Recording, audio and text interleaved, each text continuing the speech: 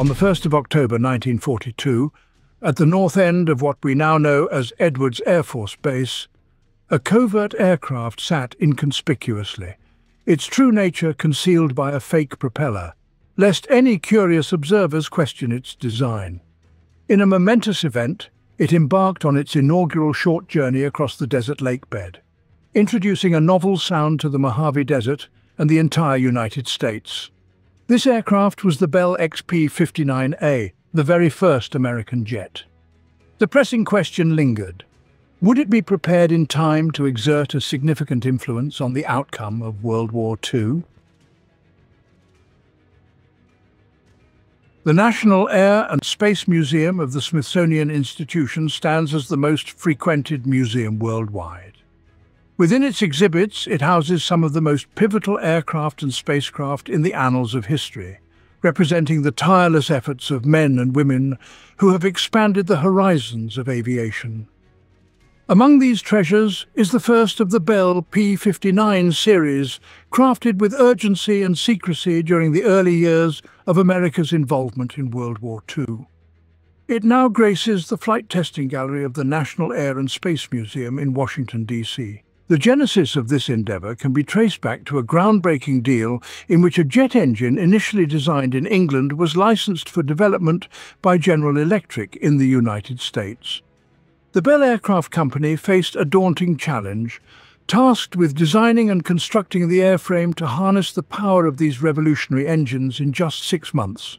These engines held the promise of a future marked by high-speed, high-altitude flight, rendering propellers obsolete and potentially bestowing a military advantage upon the Allies in their conflict with World War II adversaries. This is the saga of the Bell XP-59A and its profound impact on the narrative of aviation. Our tale commences in post-World War I England, where a young Frank Whittle's passion for airplanes propels him forward. Departing from traditional schooling, he embarks on an apprenticeship at Cranwell, the Royal Air Force College. His apprenticeship not only immerses him in the intricacies of aircraft engineering, but also unveils his innate talent. As he hones his engineering skills, Whittle delves into the theoretical aspects of his education. His seminal work, a 3-part scientific thesis titled Chemistry in the Service of the Royal Air Force, encompasses an extensive study of the atmosphere. And I became fascinated by finding that at a height of 69,000 feet, the air density was exactly 1/16 of its sea level value. And that meant that it would be possible, theoretically, to fly 4 times as fast for the same drag as at sea level and get 4 times the lift. But unfortunately, I was rather depressed to realize that it also meant you need 4 times the power. And piston engines wouldn't even turn themselves over at 40,000 feet. Later he thinks of putting a piston engine inside a hollow fuselage driving a fan. He rejects the idea, but not completely.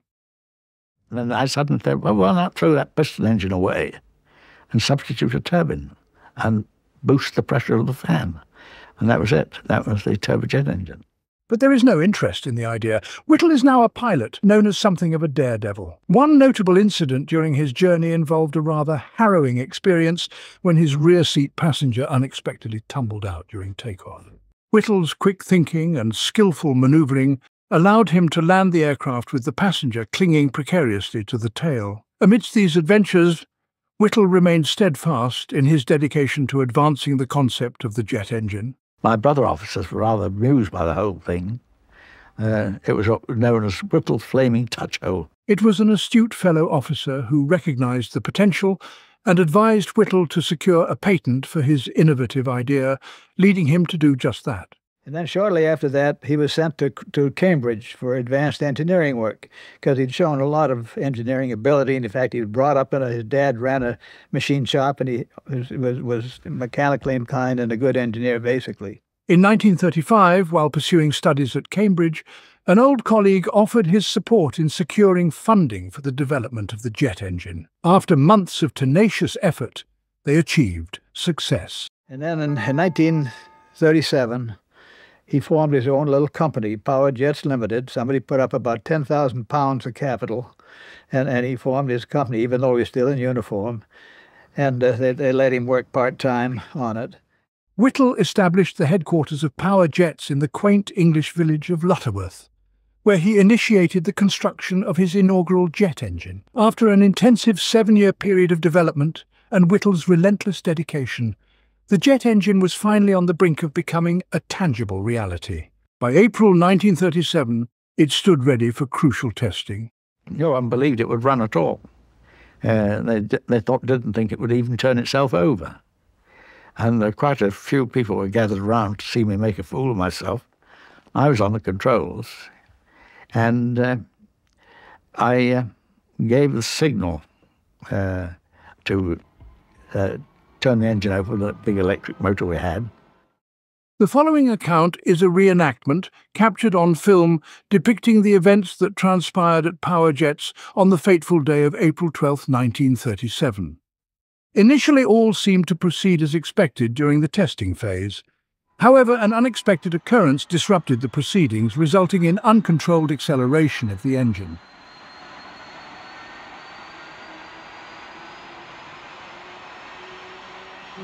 It accelerated out of control, and so did everyone standing around it.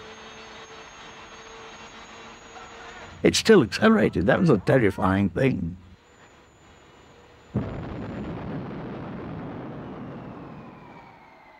I knew that it was going to work, but my impression from that first test is that we had a long way to go.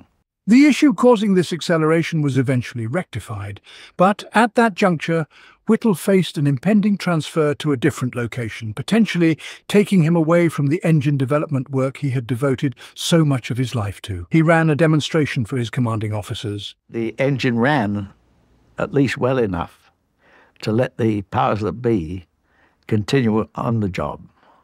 I was excused my promotion examination to squadron leader and promoted to squadron leader, and placed on the special duty list to continue the work. In 1938, the director of scientific research, who was sceptical about the engine, came to Lutterworth to see it run. It had now been completely rebuilt twice.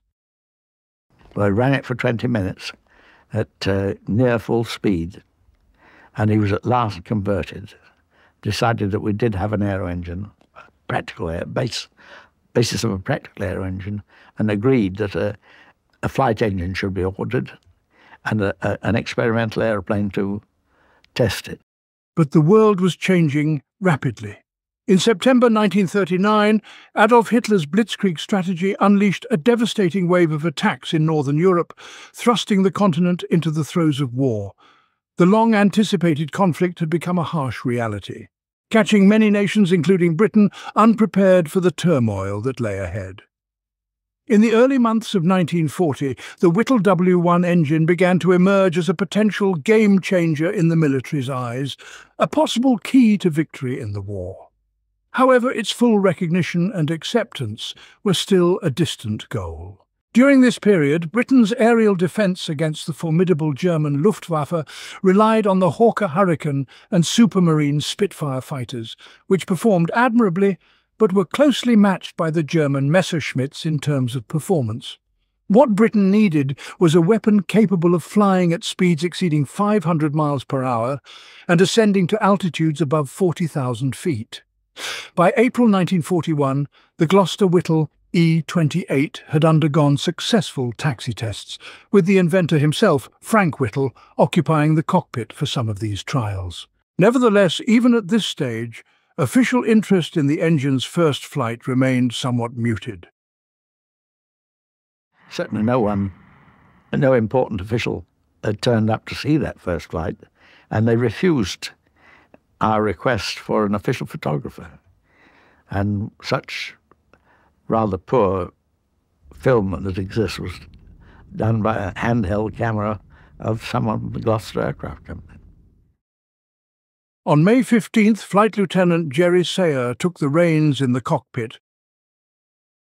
We went to the end of the runway, and we stood about a couple of hundred yards along by the side of the runway, and then he took off. It was quite unsensational. He took off beautifully. And he left the ground in about 600 yards, disappeared into the clouds, and we didn't see him for about 15 minutes, but we could hear him. Embarking on a historic flight that proved to be a resounding success. Despite this triumph, the engine's full potential still eluded recognition. A peculiar turn of events transpired. Our priority was taken away because they said everything must go into Spitfires and Hurricanes and so forth. Leaving Whittle deeply disheartened. He earnestly desired for the engine to be taken to a secure location for further development. Hap Arnold, the US Air Force general, got wind of it, you see, and he made a deal with the ministry. They sent word over to General Arnold that they had a project that could conceivably affect the outcome of the war, and asked him to send a technical team over to evaluate it. Fortunately, an evaluation of the engine yielded positive results, offering a glimmer of hope for the breakthrough that Whittle and his revolutionary jet engine had been striving for. In great secrecy, details of the engine were passed on to General Electric, with the object of building a test model and then producing the engine in America. General Electric was selected for its expertise in turbines, a technology closely aligned with the requirements of Whittle's jet engine. GE accepted this mission and embarked on a highly classified operation, taking delivery of a Whittle engine as the basis for their own production version.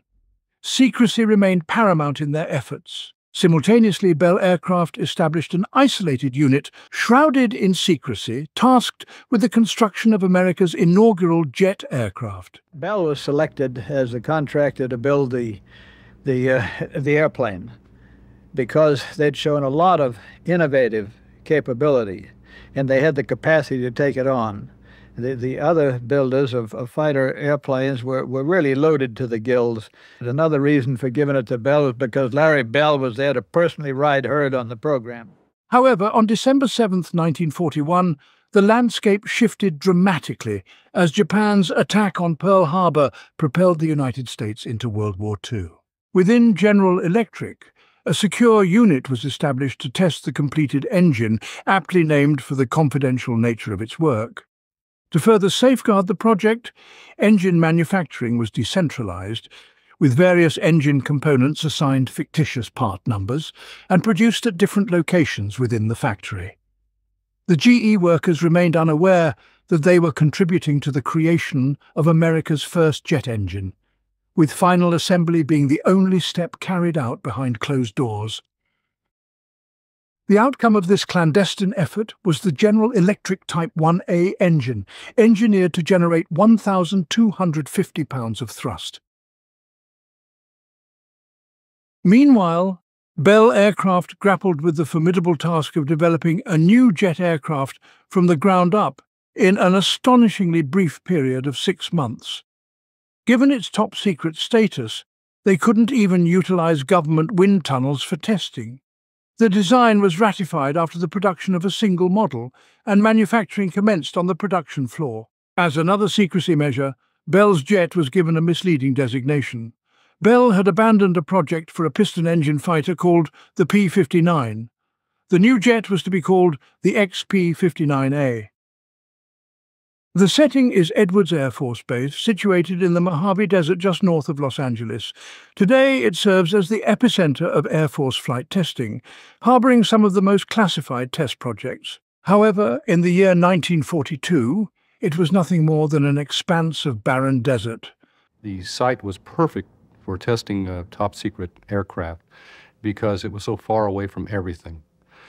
The lake bed was the other major factor, because it provided a vast expanse of runway in any possible direction.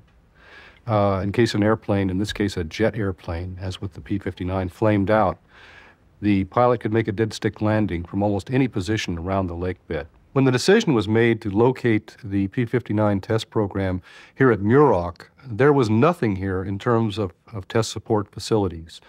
And the need for security, this was, after all, a top-secret program, dictated that the test site should be at some distance from the training base that existed here at that time. For that reason, they selected a site on the north shore of the lake bed. When Bell's chief test pilot, Bob Stanley, arrived at Muroc Dry Lake to prepare for the covert jet tests, he had very little to start with.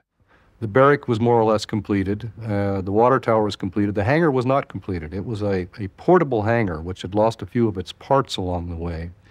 And when Bob Stanley arrived, the place was a top-secret site.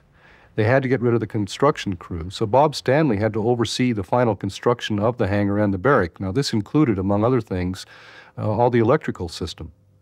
And Bob Stanley had quite a reputation amongst his fellow workers as being, first of all, a brilliant engineer, very fine test pilot, very hard-driving man, difficult man to work for, but brilliant. He seemed to know a little bit about everything. In mid-September 1942, the inaugural Bell XP-59A made its way to Muroc. This remarkable aircraft had been transported discreetly by train from Buffalo, meticulously wrapped to safeguard its secrecy. It was subsequently offloaded, transported the final few miles to North Base, and painstakingly assembled. The team assembled at North Base consisted of representatives from Bell Aircraft, General Electric, and the Army Air Forces. Before the month's end, Bob Stanley's assessment indicated that the engines could be ignited for their initial tests within the aircraft. The realm of jet propulsion was so nascent that they resorted to applying paint strips on the fuselage near the jet exhaust to examine the impact of heating on the airplane's skin. Crew members were uncertain about the safe proximity to the jet exhaust and wondered about potential risks. They discovered that the airplane's skin could withstand the heat, and with caution, being in the vicinity of jets was not significantly different from working with conventional aircraft. The engineers from General Electric observed with apprehension, dealing with temperatures far higher than those found in piston engines, with the pressing need to ensure the durability of these new jet engines. By the close of September, Bob Stanley had executed a series of taxi tests, all of which yielded satisfactory results. Now he was on the brink of witnessing how America's inaugural jet aircraft would perform when it took to the skies.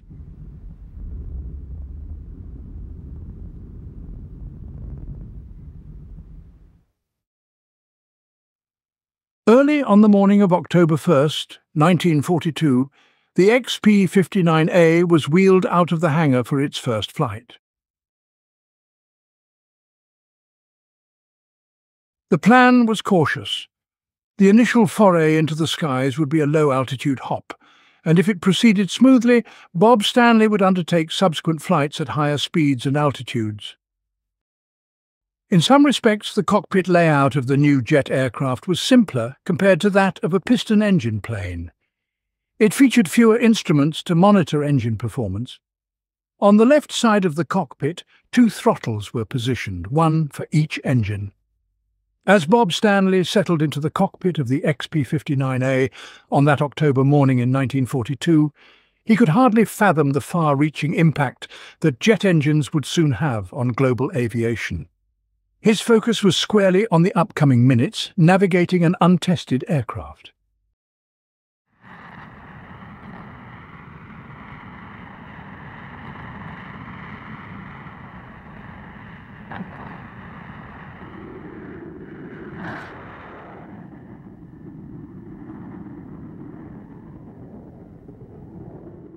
For the inaugural hop, the maximum altitude reached was a mere 25 feet, and the landing gear remained deployed.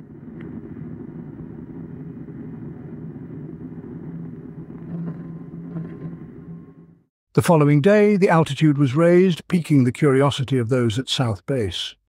The combustion on this first engine was not very good, so there's heavy black smoke trailing behind it. It's particularly noticeable if you happen to be looking up the column from the back. From the side, you could see it, but if you were looking up that column, it really looked bad. And Bob hadn't been in the air more than 2 or 3 minutes, and the telephone rang. We got a call from the South Base. And this excited voice said, do you want some help? Can you send the fire people up? Walt said, no, what do you mean? Well, you got an airplane on fire. And And he realized what it was. No, I think we can handle it all right. So then the guys, and they knew we had a bunch of nuts up north if they took an airplane on fire that carelessly. With these minor exceptions, the flights of October 2nd, 1942 were deemed successful. Bob Stanley completed 4 of them, ascending to a maximum altitude of 10,000 feet. Astonishingly, after just 3 hours of engine run time, the flight test program was temporarily halted. And then we were running into a 3-hour limitation that GE imposed so they could, because of course the engine was far more experimental than the airframe. And after 3 hours of running, it's run-up time, taxi time, flight time. They insisted they must pull the engines out of the airplane, partially disassemble them, and inspect key parts for the effect of temperature and wear, which is all very, very logical. Despite the relative isolation of North Base in Muroc, it wasn't entirely secure, as a nearby road led from the small town of Boron down to South Base. With a road running by about just half a mile away from us in that clear desert air, a lot of mechanics lived at Boron, working down at the South Base, so they were going back and forth every day. Some of those individuals were bound to be propeller-oriented, and they were going to notice that there was no prop on this airplane, so we rigged up a little round ring with 4 balsa wood blades going out in 4 directions. So whenever the airplane sat outside the hangar, that was just stuck on the nose, so that anybody half a mile away, it took care of that emergency before it arose. By the time the engines were ready for further testing, Muroc Dry Lake had become inundated, prompting a temporary shift of the testing program to drier ground. Again, the phony propellers were brought into service. The honor of making the first test flight for the military fell to Lawrence Craigie almost by default. 2 other pilots who would have preceded him were overseas at the time. I did it more just in a normal matter of course, because I'd been living with the program all year, and was very close to all aspects of it. So with Swafford and Kern in England, it was the most natural thing in the world for me to be out there and be bossing the program from the Air Corps side. Half a century later, his recollections are vivid. In an ordinary airplane with a piston engine, the moment of takeoff is the moment of maximum vibration. And with this rotary device, and only operating at half power, it was very, very smooth. So when we broke ground and took off, it was just amazing, that feeling of quiet. So that was the impression I've always carried with me of that first flight. It was accentuated, of course, by the fact that we were only operating at half power. Again, GE's conservatism. General Electric's specifications had initially promised 1,250 pounds of thrust per engine, totaling 2,500 pounds for both engines. However, it soon became evident to those who piloted the XP-59A that the engines were falling far short of delivering the anticipated power. We were a little bit concerned. We thought they were being a little over-conservative. We wanted to know just how much thrust we were getting, so Bob Stanley had him stick a metal fence post in the lake bed. We got a big spring scale. We attached it between the fence post and the airplane. We revved the engines up as high as GE would let us go. And we got a reading of 1,600 pounds on that spring scale. So we were getting 800 pounds of thrust per engine, which is not a hell of a lot. The deficiency in engine performance began to pose a significant challenge, as the engines were producing barely more than half of the promised thrust. This lack of power translated directly into reduced performance capabilities for the aircraft. Despite these setbacks, the covert flight test program pressed on, operating out of South Base at Muroc Dry Lake. With new pilots joining the ranks and additional flights taking place, maintaining secrecy became increasingly challenging as inquisitive eyes drew nearer. One of the gunnery students, the South Base, happened to be just taken off, and he saw a P-59 taking off up north, and he noticed this heavy cloud shadow on the lake bed following it, which got his attention. Of course, it was from this cloud of smoke behind the exhaust. And then as the airplane got in the air, he decided he was going to get a look at it in spite of the instructions he'd had, leave it alone. So he maneuvered his airplane so that he got pretty close to it up in the air, and he saw it had no prop. Then he got all excited, and when he landed, he told all of his buddies back there that he'd solved the mystery, that that airplane didn't have a propeller. And they literally laughed him out of it, because it wasn't possible for an airplane to fly without a prop. These new jet engines were very temperamental. It was a totally new technology. And the early engines were subject to flameouts, frequent flameouts. There was no way to restart the engines in flight. And hence, if you lost your engines, you needed a place to land and land quickly.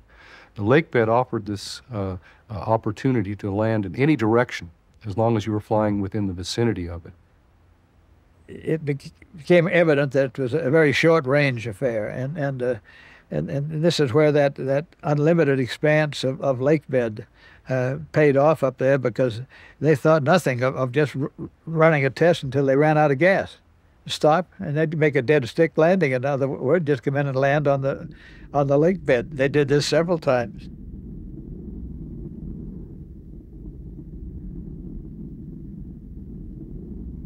Although it was not a dangerous airplane to fly, its handling characteristics were perfectly satisfactory, but it wasn't really a stable airplane, and it didn't come up to the performance handling qualities of an airplane like the P-38, the P-51, or the P-47.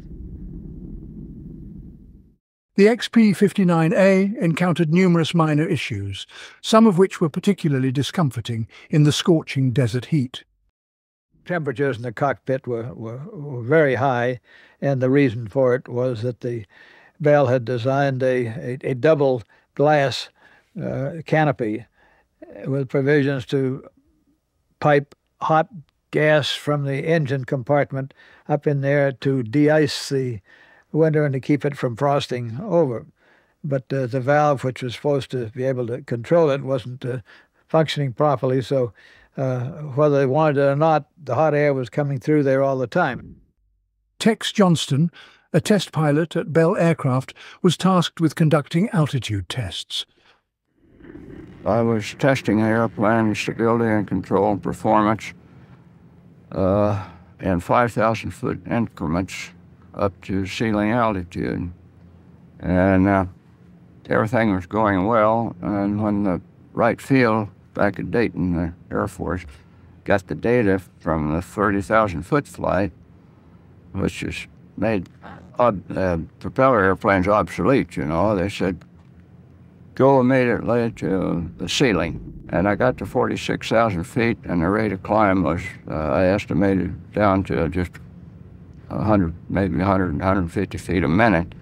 So I said, that's it, that's the altitude, and that's 46,600 feet. And I stabilized out and recorded the data. And then I pulled the throttles back to start the let down, pulled them clear back to idle, and they still ran at full bore. And I could drop the nose just a few degrees, and I'd get into high-speed buffet. I'd pull it up and go a little bit too slow, and I'd get a low-speed buffet, which is stall warning, high-speed stall, low-speed stall. And of course, I could only estimate this, but from my experience, I knew that I had about a spread of about 35 miles an hour between high-speed stall and low-speed stall. In response to these challenges, Tex devised a solution, temporarily disabling one of the engines, ensuring that it didn't affect the hydraulic systems. With the one engine shut down, it decreased the thrust 50% so I can let down, and I was in high-speed buffet all the way until I got down to about 35,000 feet.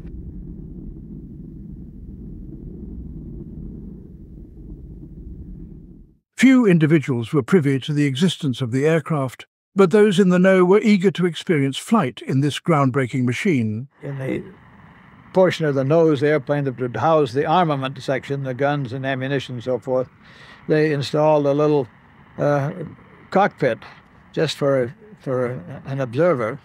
And I've always felt that the primary reason for that really was to let Larry Bell fly in his airplane. But of course, it meant so much to him personally that his company had produced the first jet in this side of the world. Larry Bell, the founder of Bell Aircraft, fulfilled his ambition by occupying the exterior cockpit and becoming one of the world's very first jet passengers. You can spot his flying helmet peeking above the front of the fuselage.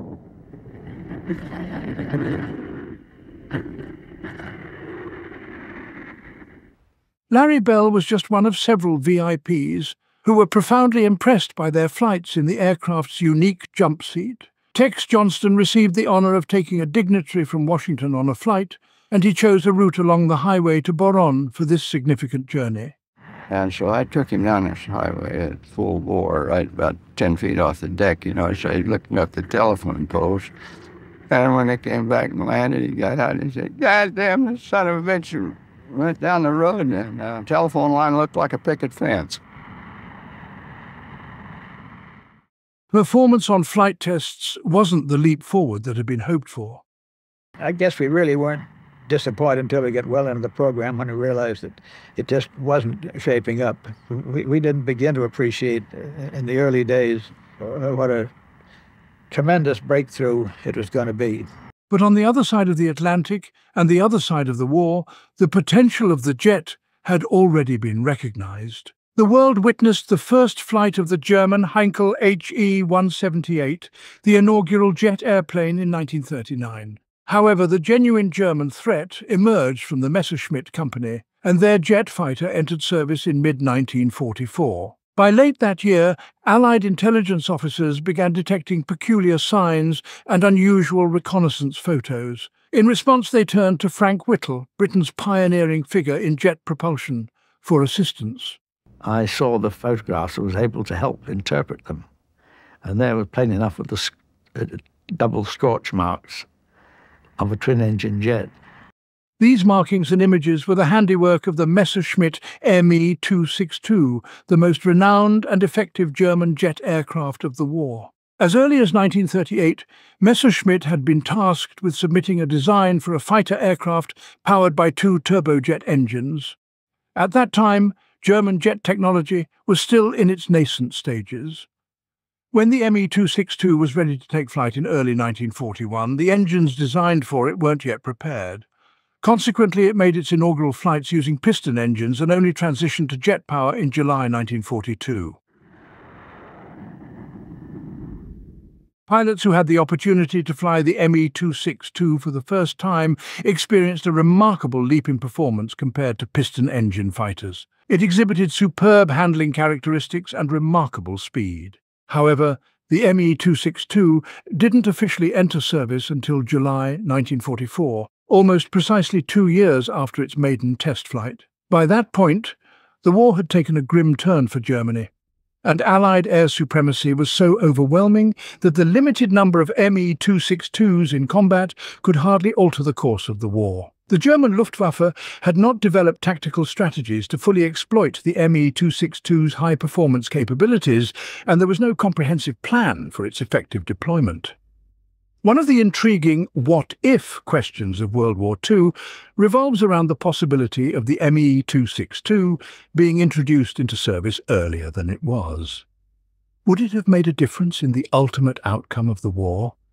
It remains a tantalizing speculation and a subject of historical debate. There were delays in that program, which are a little hard to explain later on, some of which were due to Hitler himself injecting himself into the program and decided that he wanted them to build bombers instead of fighters. So that delayed the program probably 6 months. Even so, they did succeed, even in spite of all the difficulties they had in Germany with the war going against them. They built 1,200 of those airplanes.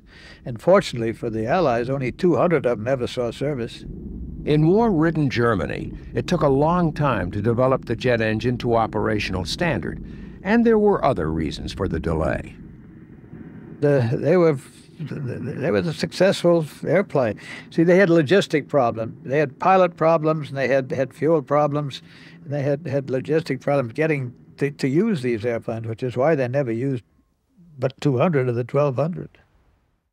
In the Mojave Desert in 1943, Bell Aircraft was having problems of its own and fulfilling the promise offered by jets as a weapon of war.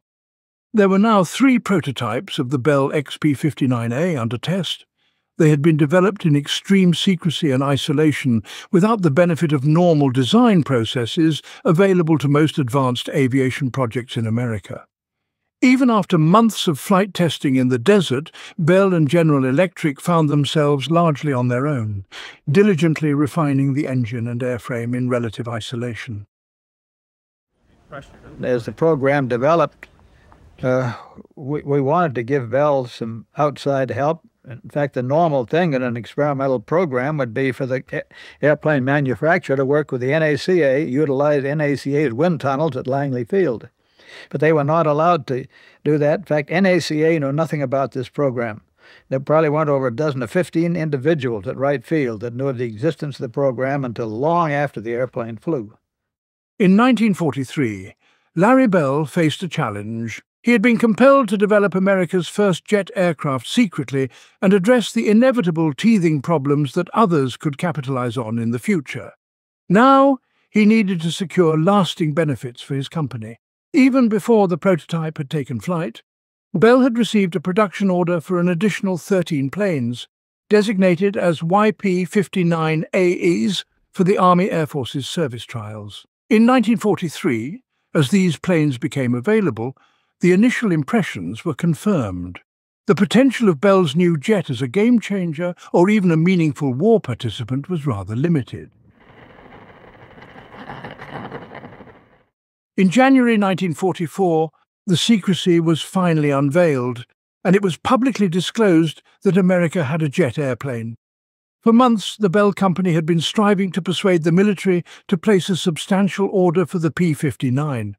Back in mid-1943, Larry Bell had proposed to the Army Air Forces that they should order 300 of these airplanes. He spared no effort to convince both the Army and the Navy of the plane's value for the war effort. Bell's chief test pilot, Bob Stanley, conducted a series of demonstrations for military personnel. Only a handful of individuals had ever witnessed a jet aircraft in flight before. For nearly everyone present, it marked their first encounter with an aircraft devoid of propellers and the novel sound of a jet engine.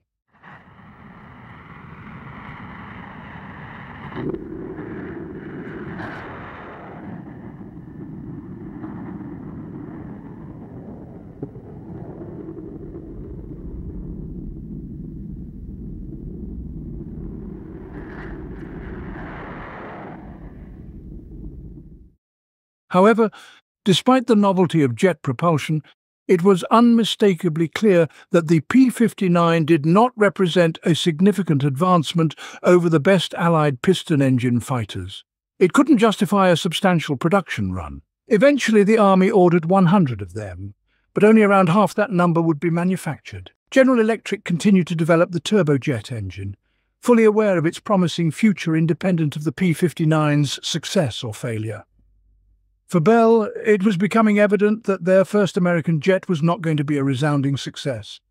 Other manufacturers were already nipping at Bell's heels. In early 1943, while Bell was still producing its 13 YP-59As, Lockheed had been invited to submit a design for a single-seat jet fighter. As the production run of P-59s commenced at the Bell factory in Buffalo, more and more military personnel came into contact with these aircraft daily. Nevertheless, it took a significant amount of time for the news of this transformative power to reach those still engaged in remote overseas battlefronts. I didn't know a thing about it, and none of the pilots did. In fact, I recall when there was a magazine called Impact. It was an intelligence magazine that was circulated in the Air Force, and I remember sometime in 1944, toward the end, I saw a copy of it and had a picture of a P-80 in it. And I thought they were just, trying to fool somebody. In England, development on the jet engine had been proceeding independently. A new airframe had been produced by the Gloucester Company. Powered by 2 jets, it was called the Gloucester Meteor, and its performance was very impressive. The Gloucester Meteor, which entered service late in World War II, possessed the speed necessary to chase and intercept the German V-1 flying bomb. British pilots devised a special technique to deal with this menace. While shooting down the V-1 was hazardous for pilots who had to fly through the explosion, they discovered that if they positioned their Meteor's wingtip under the V-1, they could tip it off balance, causing it to fall out of the sky. As the war approached its conclusion in the United States, More and more young pilots began to experience the exhilaration of flying an aircraft without a propeller. 20 P-59As and 30 P-59Bs were put into service. However, they were not destined for combat or to have any direct impact on the war's outcome. Instead, they were employed to acquaint pilots with the handling and performance of jet aircraft. The P-59 was sort of the first jet and a good one to transition into by people who had flown conventional airplanes. And that's more or less where it stayed. It never was built for a combat airplane. It was a very easy airplane to fly, a very pleasant one, but it didn't have striking performance. Very short-legged, could have used more fuel. You had to be careful with fuel control. The fuel controls were not adequate, and you stayed away from sudden bursts of the throttle because you might have a flame out. Don Lopez, who had returned from service in China flying P-40 fighters, got his opportunity to fly a P-59. I was very excited to get to fly a jet because there were very few of them. And I remember it had such a big wing, a tremendously big wing from fore and aft, a lot of chord. And it seemed like you were stepping down into a bathtub or something into the cockpit. But when you started the engine, you just pushed the button and one engine started, then you pushed the other. And you could almost only tell it by the instruments. There was hardly any noise. And you had to give it almost full throttle to get it to taxi, to move. And when you lined it up with the runway then, and you didn't have to warm up or check your engine. If it's running, it's running. And you line up with the runway, give it full power and let go of the brakes, and hardly anything happened. Then you just gradually start moving down the runway. It felt sort of like you were being towed by an invisible tow plane. And it lifted in the air because it had a lot of lift with the big wing. And it handled all right. It wasn't terribly fast. It was maybe a little faster than a Mustang, but and you could only stay up about 30 minutes because it ran out of fuel. But just being a jet was very interesting. But it didn't handle that well like a real fighter. Nevertheless, there was already a new U.S. jet aircraft in operation that resembled a genuine fighter and exceeded the capabilities of any American fighter to date. This aircraft, the Lockheed P-80 Shooting Star, boasted remarkable performance and handling characteristics that surpassed the Bell P-59. Despite its rapid construction, with a prototype built in just 143 days and its first flight on January 8, 1944, the P-80 came too late to have any impact on the war. At the end of the war, we had one P-80 in Italy and one P-80 in England as a morale factor for our pilots who were running into 262s. And what are we doing? In 1946, the first national air races since the commencement of the war were held. Enormous crowds relished the opportunity to witness the remarkable advances in aviation that had occurred during the war years. The P-80 was one of these standout attractions, as it was both exciting to watch and to fly. My first flight in the P-80, I literally felt when we got off the ground in the air as if I was literally 6 or 8 feet behind the airplane trying to catch up with it, because it had that tremendous thrust. I loved it. It handled very well, very maneuverable, very small, tight cockpit. You really felt like you were in a fighter, and it just was you climbed at 380 miles an hour, which was about 180 miles an hour faster than the P-40 cruised. And it just was a great airplane. I liked it very much. You felt like you belonged in it when you first got in it. Immediately following the war, captured German aircraft were flown into France as part of Operation Lusty. This included numerous Me-262s, although not all of them were recovered with complete success. These airplanes were then shipped to America and put through a testing program. Rochelet flew an Me-262. Performance-wise, it was a great airplane. It had great flotation. You could land on unprepared runways. Oddly, it had a nose wheel brake as well as the main wheel brakes, where you could get it stopped in a hurry.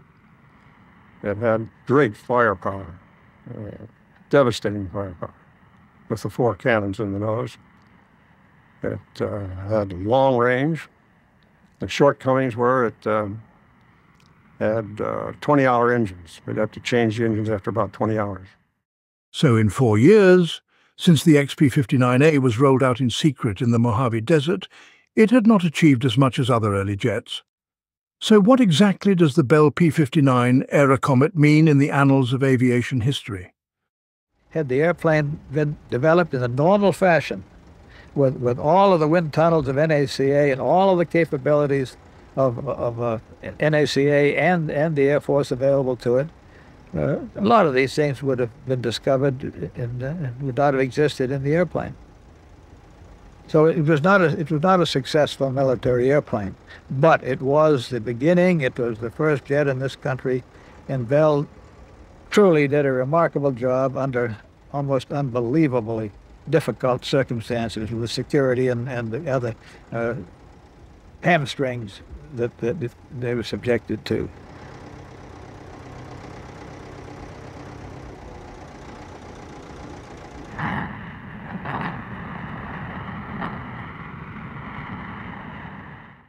Aviation's rich tapestry often weaves a what-if narrative, and one of its compelling what-ifs is the scenario where British authorities had embraced Frank Whittle's jet engine concept in the early 1930s, shortly after Whittle conceived the idea. As for Sir Frank Whittle himself, he possesses unwavering conviction in the response to that question. Oh, if the whole thing had been backed as early as it should have done, it might have been in service 5 years earlier. And Bonner Hain, the German jet engine man, he's publicly said 3 times that had the British government backed me, as it should have done, it might have stopped World War II. Regardless of the ultimate veracity of his claims, there's no denying that Frank Whittle and his groundbreaking jet engine have left an indelible mark on the history of aviation.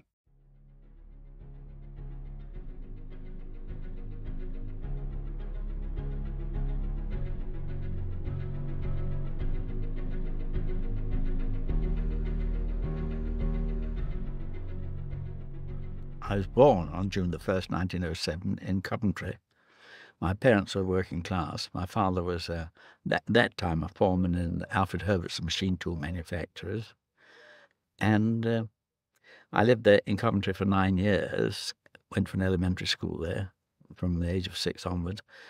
And then the family moved to Leamington Spa because my father bought a small, very small, engineering outfit called the Leamington Valve and Piston Ring Company.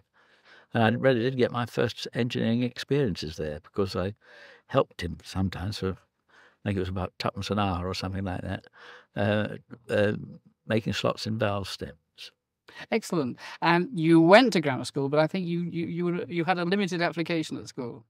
Oh, yes, I was very lazy with homework and got a series of raspberries for that. But at the end of term, I would often do quite well. For instance, I'd come top of maths, something like that. I never did win a prize at school. That sounds to me as though you worked at what you liked working at and nothing else. Yes, and one thing, of course, that the school didn't realise, the headmaster and teachers, they thought that I was lazy and so on. So I was. I just did not do my homework very often. But I did an awful lot of private study. I used to go down to the library in Leamington Spa and study all sorts of things which were not in the school curriculum. And that was where I first started to learn about gas turbines. The gas turbines of history, what, from Parsons' day? Well, no, the particular book that I found in the library, which interested me, was by Statler, Steam and Gas Turbines, it was called. And it went way back, discussed things like Hero's engine, which was, I'm told, about 94 or 95 AD. There's some difference of opinion as to exactly when it was. I see. Now, presumably you made a decision when you were 15, were you to apply for the RAF? Can you tell us what happened then? Oh, yes, I was always attracted to flying from my earliest years almost. When I was 4, my favourite toy, and this is 1911, was a tin model of a Blériot. And the things I do remember rightly are aeroplanes flying. So, and my heroes were people like Captain Albert Ball and Major McCudden and so on, the VCs of the First World War. And I just wanted to fly. And also, I thought that boys in the uniform of aircraft apprentices looked very good. So I decided I'd like to wear that uniform and applied to join as an apprentice. I passed the exam all right, and then I went for a physical at Halton, and I was turned down with poor physique, they called it, which burned me up because I considered myself to be an abnormally active child. And so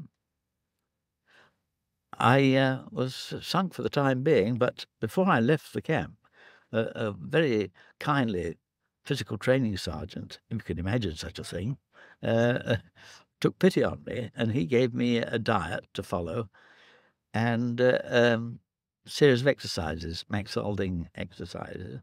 I did all that for 6 months. I put on 3 inches on height and 3 inches on my chest. So I thought, well, I'll have another shot. And I wrote to the ministry, but they said, no, once you've been turned down, you've been turned down forever. And there seemed to be no hope. And I got other people to write in for me, my physics master and other people, but no, the answer was no. I thought, well, I go through the whole process again as it had never happened before, in the hope that the bureaucracy wouldn't pick it up. And I was lucky that time. I got through both the written exam again and the medical, and ended up at Cranwell in number 4 wing. I didn't like a life as an apprentice. Of course, I joined because I wanted to fly, and then there seemed no hope as an apprentice. But the one thing which brightened life was I became very interested in model aeroplanes, making them, joined the Model Aircraft Society, and became really the leading light in that one. So much so that the initials BWMAS, which stood for Boys Wing Model Aircraft Society, was, most people said that meant Boy Whittle's Model Aircraft Society, because we were known as Boy Whittle, Boy Smith, and so forth in those days. Then we became aircraft apprentices later. Then it was, as an apprentice, what did you do? A lot of mechanical engineering as your father had done with you, or what? Yes, we had courses in all branches of practical engineering. Well, workshop practice, turning. The worst part, the most hateful part, was fitting, basic fitting, filing away at say a block of cast iron, which is like glass, and sort of thing you had a hell of a job to make any impression on with a file. Were you learning very much about aircraft structures at that time, though, or engine structures? Yes, yes, we had to do stress diagrams, and for stress purposes, and we had to know how to pull engines apart and put them together and so forth. Well, there was a lot of that sort of thing.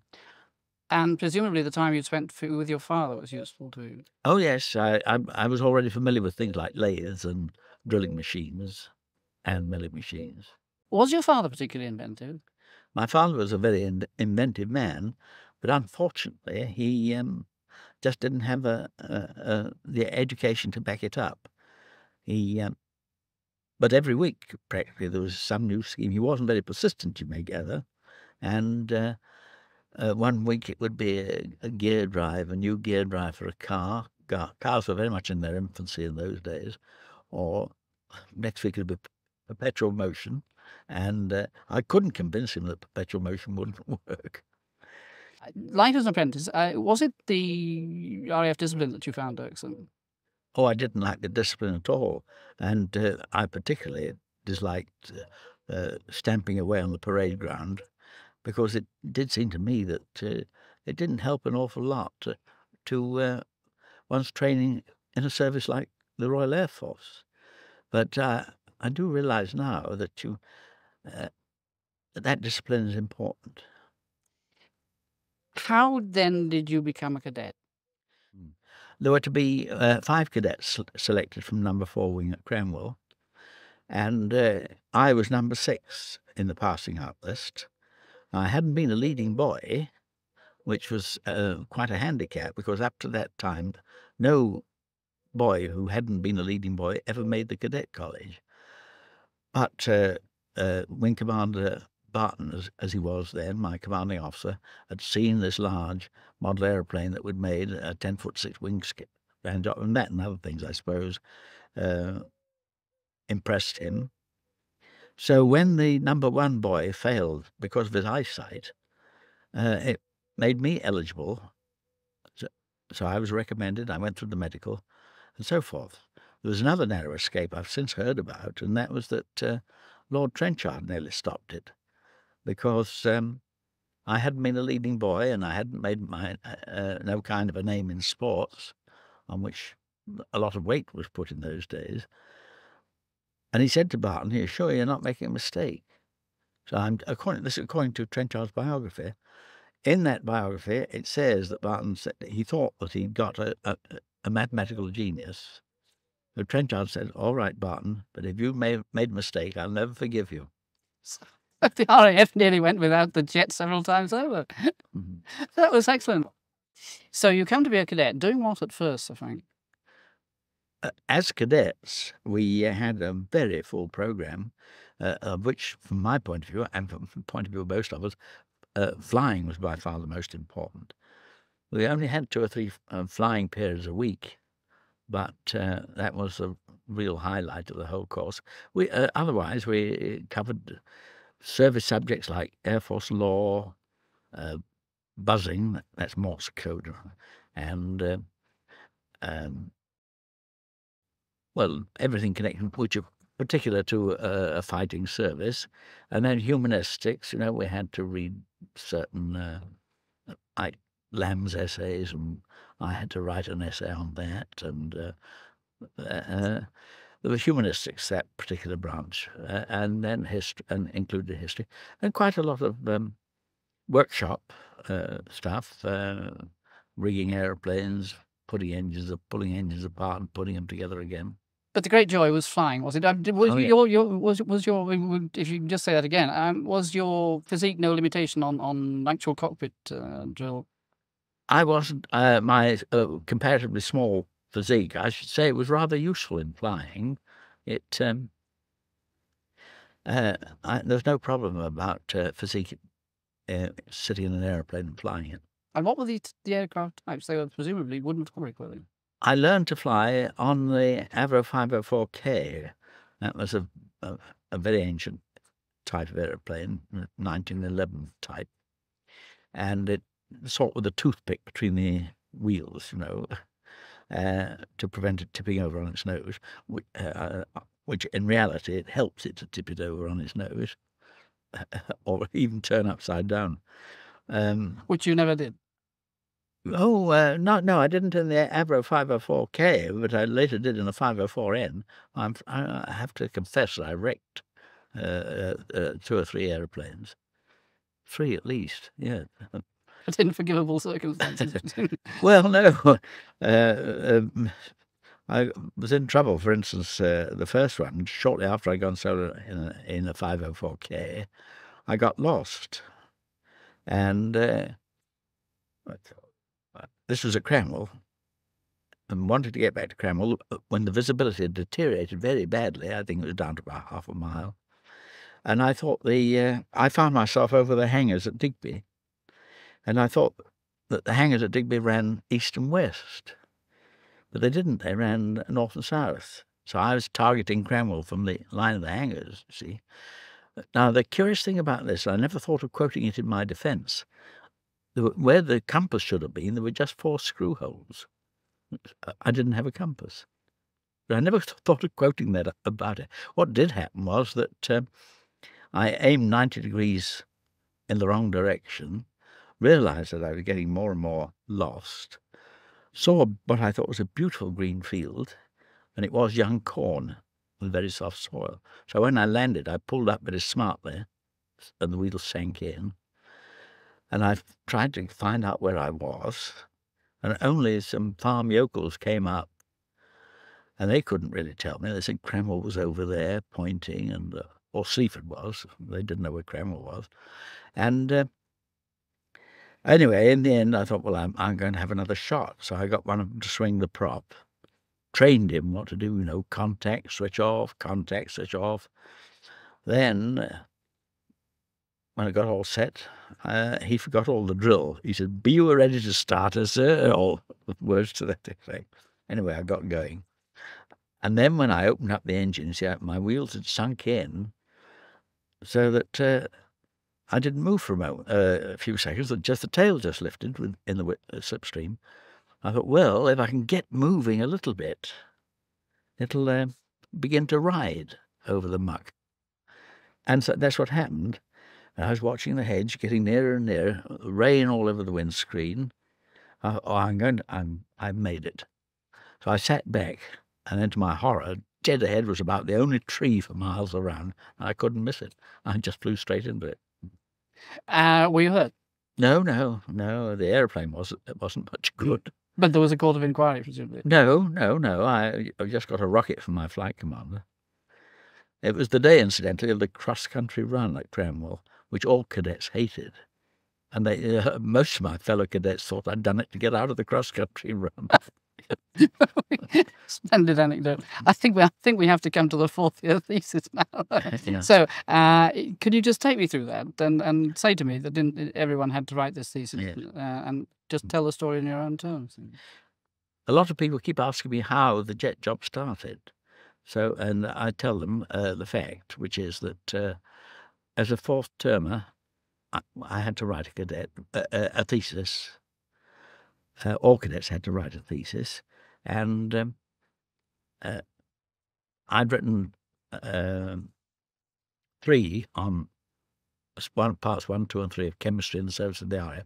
But for my fourth term, I chose future developments in aircraft design, rather ambitious, and rather concentrated on the engine side. But the main thing in that thesis was that I arrived at what I now know was the well-known Breguet formula.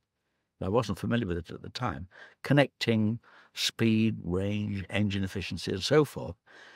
And to me, that meant that if you wanted to go very fast and far, you would have to go very high, heights of 50,000 feet, that sort of thing, at heights where the piston engine obviously wouldn't work, and at speeds where the propeller wouldn't work.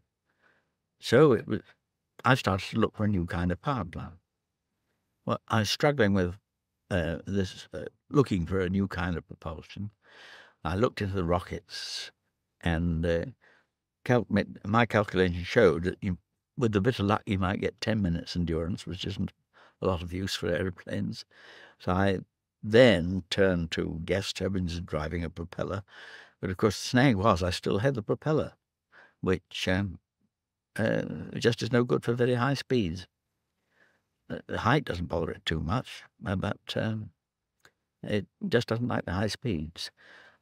Because you have the tip speed, which is pretty fast, say 800 feet a second, added to the forward speed vectorially, so that you end up with the tip going beyond the speed of sound. And under those circumstances, the shock waves and things that form greatly reduce the efficiency of the propeller. After considering other things, when I was in the 111th Squadron as a pilot officer flying Siskins, I considered a piston engine driving a fan inside a hollow fuselage, the scheme which Caproni Campini later tried out. And that, according to me, wasn't much good because it was just as heavy as a piston engine, if not heavier.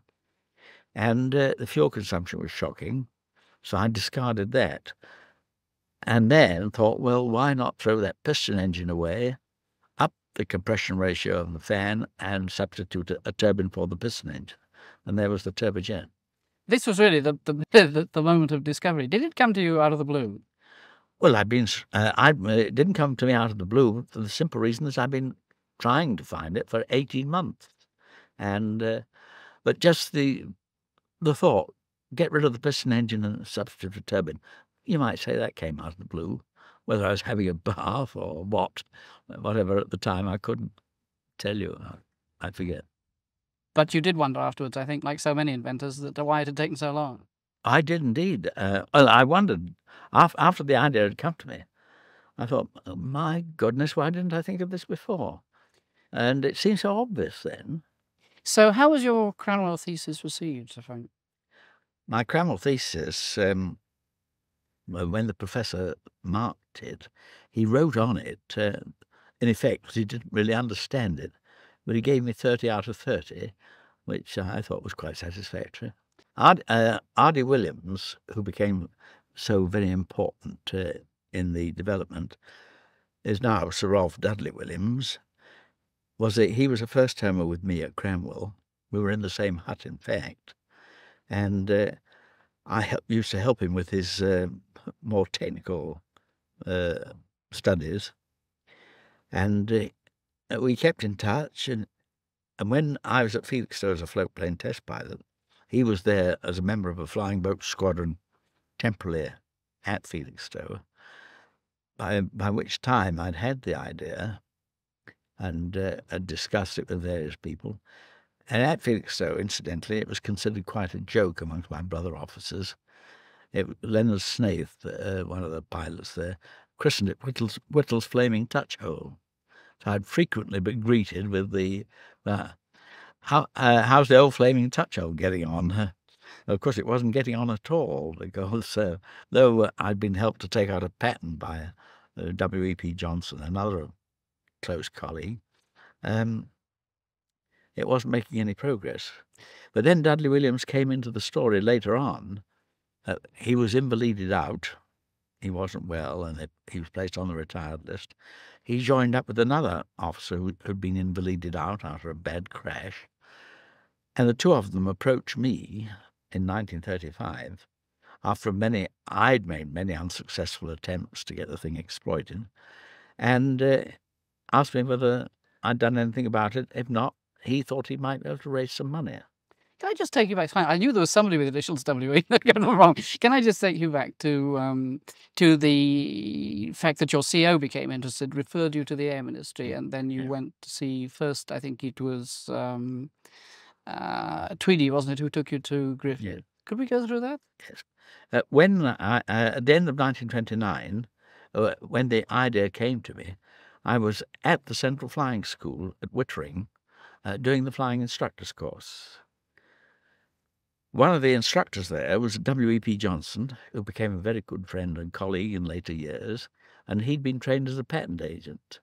And he became very interested in my proposal. He thought it would work, and he helped me to draft a patent. But before that, he'd gone to Group Captain Baldwin, as he then was, the commandant of the CFS. He convinced him that I'd got something that would work, and Baldwin sent me to the Air Ministry to see a man named Tweedy, who then took me to see A.A. Griffith and another scientist, Air Minister scientist, at the Kensington Laboratory. Well, I explained it, and Griffith pointed out an error in my calculations, and it was all rather depressing, you know. And then after that, I got a letter from the Air Ministry saying, in effect, that they weren't really interested and so forth. Were you aware at that time that A.A. Griffith was working on a similar development? I'd seen A.A. Griffith, I knew was interested in gas turbines because Tweedy had shown me a paper that Tweedy had written on the theory of design of compressors, axial flow compressors.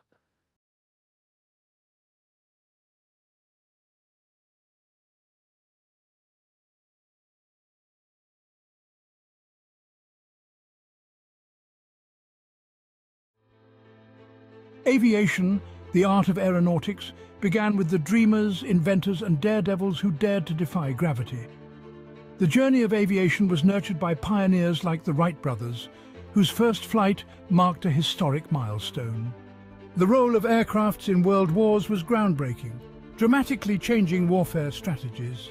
This initiated a technological evolution in aviation, transforming the simplistic wings of a biplane into the thunderous roar of jet engines. Let's journey through the ages of aviation.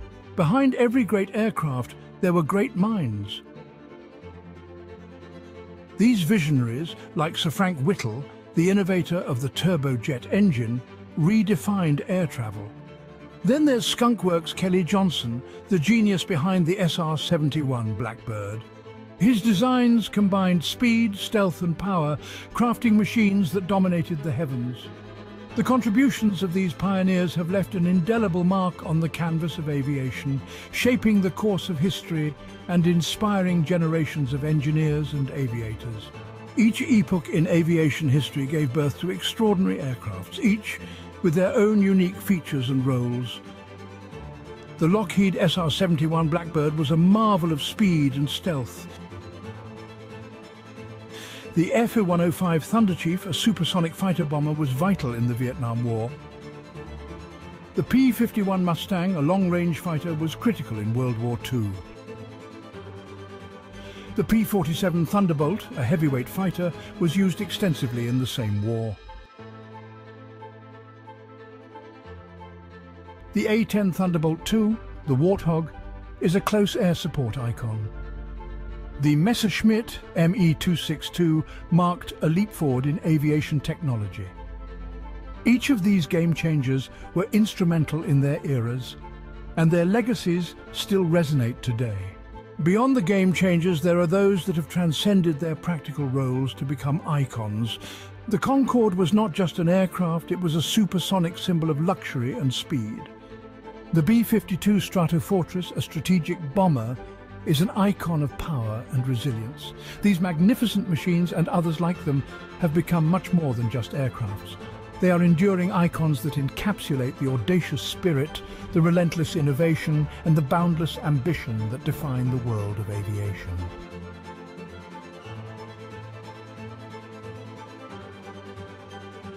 For more amazing aerial footage, and to join us in this incredible journey, check out the DroneScapes YouTube channel. If you enjoyed this video, please remember to like and subscribe. And as always, thank you for watching.